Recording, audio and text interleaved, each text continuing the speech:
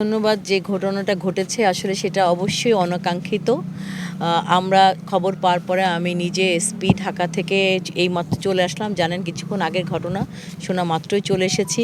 আর ওনাদের যে পথযাত্রাটা ছিল কর্মসূচি, সেই কর্মসূচিতে আপনারা জানেন যে আমাদের পুলিশ ফোর্স তাদের সাথে ডিপ্লয় ছিল। ইভেন তাদেরকে রিসিভ করে কোথা থেকে রিসিভ করে পাকিজা মোড় থেকে তাদের পথযাত্রার সামনে এবং পিছনে ঢাকা জেলা পুলিশের সদস্যরা তাদেরকে প্রোটেকশন দিয়ে এখানে নিয়ে এসেছে এই স্থানে। আনার পরে যা আমরা যতটুকু জানতে পারলাম, বক্তৃতা চলাকালে এখানে যারা ছিলেন হঠাৎ করে একটা বিস্ফোরণের ঘটনা ঘটে। আপনারা নিজেরাও সাংবাদিক ভাই বোরা এখানে উপস্থিত ছিলেন। তো আমরা এখন বিষয়টা নিয়ে, এটা খুবই অনাকাঙ্ক্ষিত হওয়ার কথা না। আমার ফোর্সরাও ছিল, সাথে সাথে আমার পুলিশ, আমার এখানে সাভার থানার ওসি নূর মোহাম্মদ ছিল, সাভার সার্কেলের এডিশনাল এসপি ঈশান ছিল, সহ আমার পুলিশের এই থানার অনেক ফোর্স এখানে ডিপ্লয় ছিল। তারা সাথে সাথে স্টেজে যারা নেতারা ছিলেন, নাহিদ আমরা জানতে পেরেছি, সার্জিস বা আদার্স যারা এনসিপির শীর্ষস্থানীয় নেতৃবৃন্দ ছিলেন, তাদেরকে সাথে সাথে প্রোটেক্ট করা হয়েছে এবং ওনারা এই অনুষ্ঠানটাকে বক্তব্যের মাধ্যমে সমাপ্ত করেই তাদেরকে আমরা পুলিশ প্রোটেকশনে আবার এখান থেকে তাদেরকে গাড়িতে তুলে দিয়েছি। ওনারা বর্তমানে আমি জানতে পেরেছি সাভার থানাতে আছেন এবং এজাহার দেওয়ার জন্য তারা কাজ করছেন। আমাদের পুলিশও সেখানে আছে সবাই। তো আমরা এটা তদন্ত করে দেখছি। আমি ইতিমধ্যে আমার এডিশনাল এসপি সার্কেল তিনিও আছে এখানে, জাহাঙ্গীর, আমি তাকে নির্দেশ দিয়েছি 3 সদস্যের একটা তদন্ত কমিটি করতে এবং মামলা হলে এটা তদন্তের সাথে আমরা এটি ঘটনার সাথে যারাই জড়িত থাকুক না কেন, যে বা যারা, অবশ্যই আমরা, এবং একটা বিষয় আপনারা জানতে পেরেছেন যে ঠিক তৎক্ষণাৎই কিন্তু বিদ্যুৎ চলে যায় এখানে। আমরা সে বিষয়েও বিদ্যুৎ অফিসে যোগাযোগ করছি বা সেখানেও আমরা এটাকেও সাসপেক্টের বাইরে রাখছি না, কোথাও কোনো কিছুই আমরা সাসপেক্টের বাইরে রাখছি না। আমরা তদন্ত করে অবশ্যই দোষীদেরকে খুবই দ্রুত আইনের আওতায় আনবো ইনশাল্লাহ। একটু যেটা দেখতে পাচ্ছি যে আসলে বিদ্যুৎ চলে যাওয়ার পরপরই বক্তব্যের ভিতরেও কিন্তু তারা উল্লেখযোগ্যভাবে এটাকে খুব আপত্তিকর হিসাবে তুলে ধরছিল। এই বিদ্যুৎ অফিসের বিষয়টা নিয়েই আপনাদের এই তদন্তের মোড়টা আমার মনে হয় যে কোন দিকে নিতে পারেন বলে আপনার মনে করেন? আসলে তদন্তের অনেক সেক্টর থাকে, আপনারা জানেন। আমরা পুলিশ আমাদের কাজই কোনো কিছুই আমরা সাসপেক্টের বাইরে রাখি না। তবে এই বিষয়টা অবশ্যই একটা স্পেশাল বিষয় যে কেন ওই মুহূর্তে বিদ্যুৎ চলে গেল এবং বিদ্যুৎ যাওয়ার পরবর্তীতে আমরা যতটুকু জানতে পেরেছি বিস্ফোরণটা ঘটেছে। সো এটাকে আমরা একটু, এই মোটিভটাকে আমরা খুবই গুরুত্বপূর্ণভাবে দেখছি। তদন্ত কমিটির প্রধান কে হচ্ছে? অভিযোগ আছে যে আসলে পর্যাপ্ত নিরাপত্তা ছিল না। আপনারা যে কথাটা বলছেন, আপনারা সাংবাদিক ভাইয়েরা একটু আগে আপনাদের সবার সাথে কথা হচ্ছিল, আমিও একটু আগে আপনাদের বললাম যে আমরা পর্যাপ্ত পুলিশ প্রোটেকশন দিয়েই পাকিজা মোড় থেকে, যেখানে আমাদের প্রোটেকশন দেওয়ার আসলে কথাও না, সেখানেও আমরা কিন্তু বিষয়টিকে খুবই গুরুত্বপূর্ণ বিবেচনা করে আমরা সবসময় যারা আমাদের সমাজের গুরুত্বপূর্ণ ব্যক্তি তাদেরকে আমরা সবসময় একটা স্পেশাল কেয়ার দেই এবং প্রোটেকশন দিই।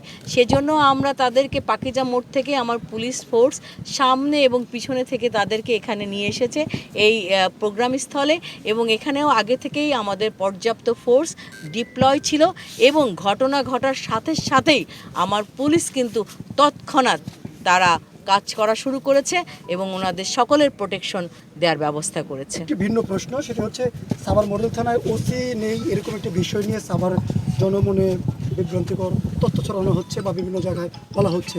আমরা দেখেছি যে একজন ওসিকে পুলিশ লাইনে সংযুক্ত করার পর আমরা নতুন কাউকে দায়িত্ব দেওয়া হচ্ছে, এরকম মেসেজ আমাদের কাছেও নেই। সেক্ষেত্রে আপনি ঢাকা জেলার পুলিশ সুপার এখন আমাদের মাঝে এই মুহূর্তে উপস্থিত আছেন, যেহেতু একটি নিরাপত্তাজনিত এখানে ঘটনা ঘটেছে, সাভার মডেল থানায় এই মুহূর্তে কেউ দায়িত্বে আছেন কিনা ওসি পদে? Thank you. এই যে আমি এখন আছি, এখন আমি ওসি কিন্তু সাভার থানার না। আমি বলি আপনাদের কথার উত্তর দেওয়ার জন্য বলি, আমি কিন্তু এই মুহূর্তে সাভার থানার ওসি, ঠিক আছে? অ্যাজ পার আইন হিসাবে আমাদের, আপনারা জানেন পিআরবি যে 551 ধারা অনুযায়ী একজন এসপি যখন আসে তখন আমি এই মুহূর্তে ওসির দায়িত্ব পালন করছি। ওসি দ্যাট মিনস হচ্ছে অফিসার ইনচার্জ, থানায় যিনি সর্বোচ্চ ব্যক্তি থাকবেন তিনিই থাকবেন হচ্ছে অফিসার ইনচার্জ। আমাদের নূর মোহাম্মদ বর্তমানে সাভার থানার ওসি হিসাবেই দায়িত্ব পালন করছেন।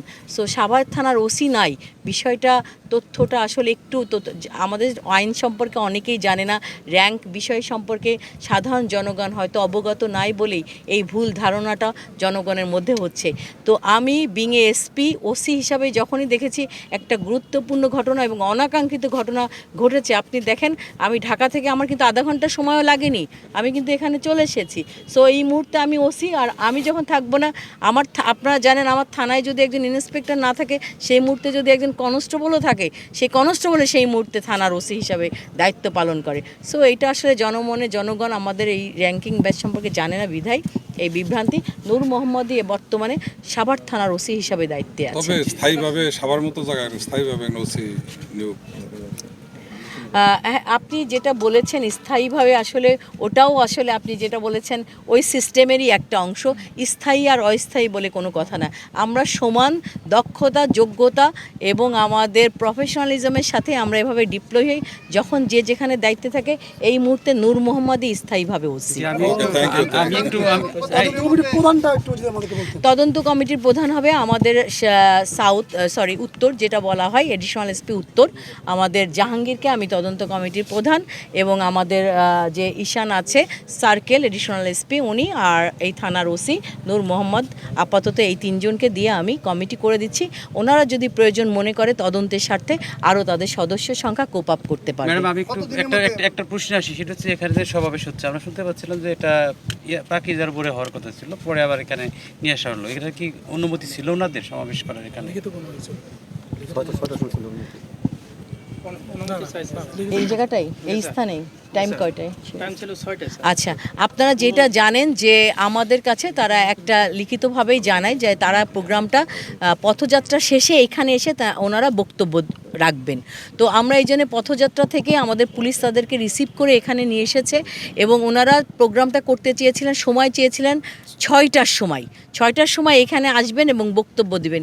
কিন্তু আপনারা জানেন যে ওনারা 9:45 দিকে অর্থাৎ 8:45 ঘটনাস্থলে ওনারা এসেছেন এখানে, এবং তারপরে বক্তব্য শুরু করেছেন। বক্তব্য শুরু করার পরেই বিদ্যুৎ চলে যায়। সো আসলে পূর্বানুমতি দেওয়া ছিল, কিন্তু সময়টা আসলে 6টায় ছিল, সেখানে অলমোস্ট 9টার দিকে প্রোগ্রামটা শুরু হয়েছে। Thank you. Okay, thank you thank you very